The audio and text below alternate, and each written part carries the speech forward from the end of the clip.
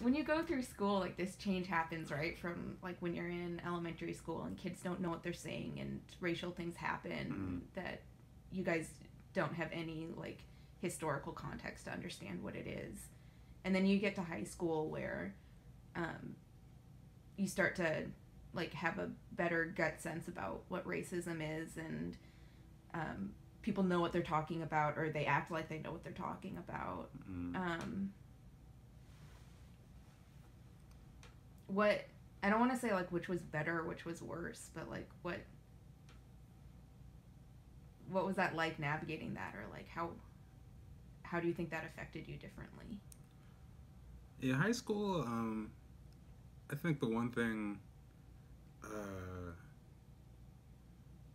I don't know. I'd say is kind of similar, like adjusted for age and experience, I guess. But I don't know. Like part of me in high school was just like there's so many things going on. So like I was playing basketball and like I think that was one of those cases where I really held on to like I was pushing back a little bit more in other places, but in basketball, right, you have this incentive of you want to play and you want to succeed. So, you know, there's a lot of things that happened in that where I kind of didn't push back as much, even though I later realized, this is like kind of almost like the epicenter in some cases of where a lot of things were going on. Like, for example, my junior year, we had just transfers, not all black, but like we had 3 transfers, 2 black, 1 white, all from, not all from, but, how do I put this? Yeah, we just had, these transfers who were going to be, slated to be like D1 or D2 prospects. And there's a whole thing there about that dynamic because we also currently already had a guy who was on its way. Everyone knew to the NBA at the time, playing with us. So, that we need, and we had played in the state championship literally the year before. But so the fact that we kind of like stacked our team like that was interesting in itself. And I could say like personally I had some stuff about that just because I think I was at least headed to like some more playing time. So your personal stake is obviously like, well, I'm gonna be back on the bench again, yay. but beyond that though is like sort of watching the way like they treated it. Like we had one black transfer who I had a class with him in social studies, and I remember that like he would show up like halfway through class like every day, but it was with another sports coach was the teacher, and like they didn't care, like they almost practically like encouraged it. And then we end up winning the state title that year, and I remember like a little while later it's like they're still like basically like not encouraging the student part. And there was also, as I want to say, these are rumors. These are all rumors. That I'm not claiming anything, but there's rumors that like someone was actually like paying for them to like have an apartment in LO or something, which is another level of shady. But like I want to say for the cameras, these are all rumors. But anyways, I remember seeing him a couple of years later when I went down to the U of O to go to school. And this was a guy who was going to be like D1 or D2 prospect, and suddenly he's at the community college down there, and I'm not sure if he was still actually playing like on the team or not. But it's just like they basically used him. Oh wow.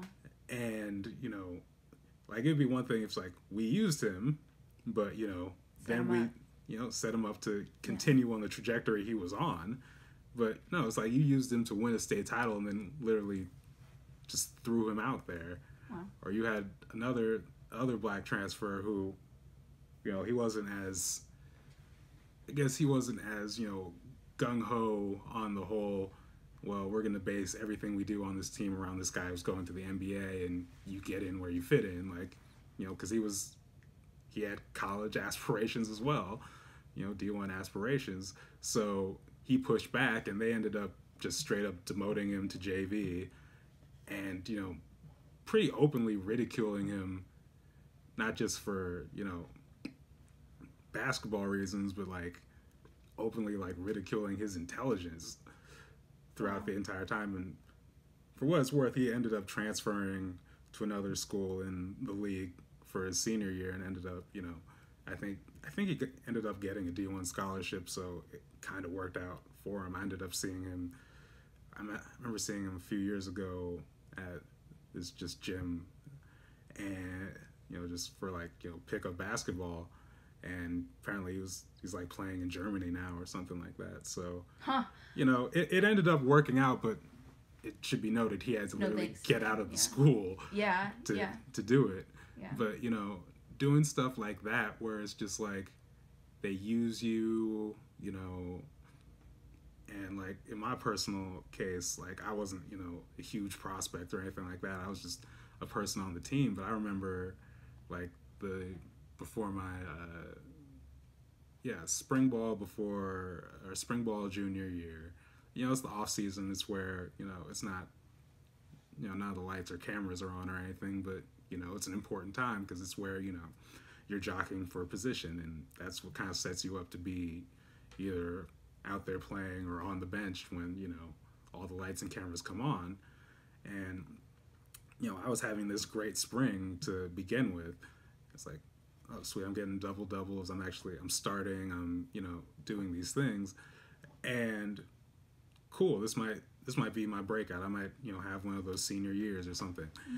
And then 1 week comes where it's like, oh, the SATs are going to be this Saturday, and it's like I can't play that week. I need to, it's my SATs. They're kind of important. Mm-hmm. So, I asked the coach, who was, a parent of one of the players, can I have this week off? Thinking, it's not going to be a big deal, because there were other kids on the team who, like, whether it was for, like, spring, like, football practices or other, not SAT obligations, had missed games as well and had to miss weeks, and it was fine. So I'm thinking it's fine. I come back and like I'm basically put on the bench for the rest of that spring league. Wow. And it's like doesn't someone have to outplay me or do, because like doesn't someone have to like actually like take my spot from me before we do this? But it's just like, okay, that happened, great. And also it was interesting because at the time I was also a student columnist at the LO Review, which is the local paper, so I'm not sure if this had any connection, but I was also writing like political columns. Like I was talking about Katrina, I was talking about the fact that we don't read Black books in school. Yeah. And it's like, it's Black History Month. What are we doing? Yeah. Talking about stuff like that. So, I don't know. And there was a lot of hostility and to stuff like that. Not necessarily from parents, or at least not openly to where, my parents would have been in earshot to hear them, but just from like people in the community about that. And, we also, that same year, we had a pretty infamous incident during the state basketball tournament, and we were playing Lincoln, and they had a Black player who was stepping up. The game was like basically out of reach at this point. It looks like we're heading to the next round, but our student section, just to I guess rub it in, it's like this Black player goes up to the free throw line. Like I said, the game's way out of reach at this point, but they just start chanting, "You can't read, you can't," and hooked on phonics. And just like over and over and over and over again. And, it becomes an incident, obviously. Wow. Because, wow, that's classy. And, I remember being in like class like the Monday afterwards, because it had made the news, and, all the kids are just being dismissive of it. Just like, oh, it's just people playing the race card. Oh my God, blah, blah, blah, blah. And it's just like, really? Usually that whole student section just chanting hooked on phonics at this Black guy shooting free throws. Like, really, but it's the environment, and so anytime it comes up, because these are the same people who are like, you only got here because of affirmative action, or or my other favorite thing people would say is like, I didn't know you could speak like that. Mm-hmm. Like, what did you think I spoke like? It's wild. Or obvious, everyone's favorite is like, can I touch your hair, or all that good stuff. So I realized I forgot what the actual question was, but I want to say it was like, how do I navigate, or how did I navigate it in high school? Was on some cases, like, I tried to push back a little bit more, like, but I think the area where I really didn't was basketball. And just because it's like, I had I wanted to succeed. I had like little hopes of like, oh, maybe I can play in college or something, like, if Mm-hmm. things kind of work out the right way. Mm-hmm. And then I remember yeah, after spring ball, before summer league, the coach had like the ladder meetings, which is basically like they have their own like rankings of players or whatever. And so they have you come in and basically tell you, this is where you're at, this is if you want to go higher or whatever, this is what you need to do. Cool. And I come in and look at myself, and it's like, they have me on the bottom of the ladder, saying that if they get and if we get another transfer, I don't know what to tell you. And I'm like, and I'm looking at these names above me who, once again, it'd be one thing if, like, not to, because I know it'll come off as like, oh, you're just bitter and whatever, but it's like, if these people had proven it, it'd be one thing. Mm-hmm. But it's like, you have all these names above me who, like, never mind the college prospects, just like everyone else was just like a regular in that line like me. And I'm looking at these people who, they didn't have to prove they were better than me at any point. You just put them there, and you're telling me after all this that we're one transfer away or whatever from basically kicking you off the team. And then to add insult to injury, they straight up lie to me and tell me, well, yeah, a couple years ago we put you on. There was a guy who was supposed to have a place, but we gave his spot to you. And it's like, okay, no, that's not that did. Why? Well, they're trying to say it's like the same thing of like, yeah, you've done this, but we got to make space for the young guys or whatever. And first off, there was only one person who was the quote unquote young guy on that list. Most of the other people were like my peers, my graduating class. But secondly, was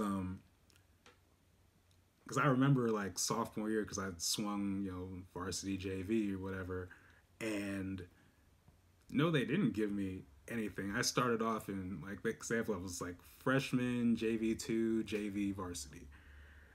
First day of practice, they started me off in JV2, and or first not practice, first day of tryouts really, but they were practices or whatever, how they're run. And I had to show people, was like, oh, it wasn't even my basketball, because I don't think I played that great on the first day of practice. It was just like, but it was my conditioning, because I've been working with the coach and everything.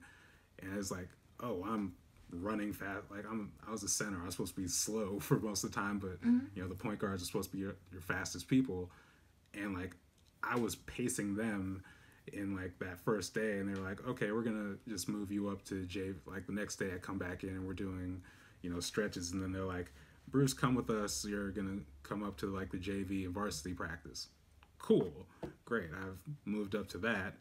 And then in JV and varsity practice, we run through those drills, we do all that, and then we have to do the scrimmages. And the only reason they moved me up to, I didn't even know I had been moved up to swing varsity, and literally until the first game of the season.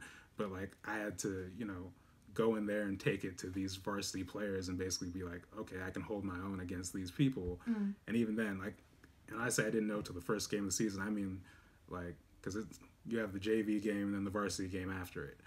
Like, after the JV game, I just come back out to sit in the stands and watch the varsity games like I did all freshman year when I was playing freshman ball.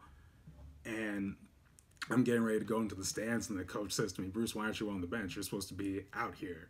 And it's like, oh, okay, I guess I'll be warming up with the team. So, like, for him to come back, 2 years later and say, we basically gave you this spot, and, you haven't, done what you were supposed to do with it. So now we're going to be giving it to someone else. It's just like, you're lying to me, and I know it, and I have no power here.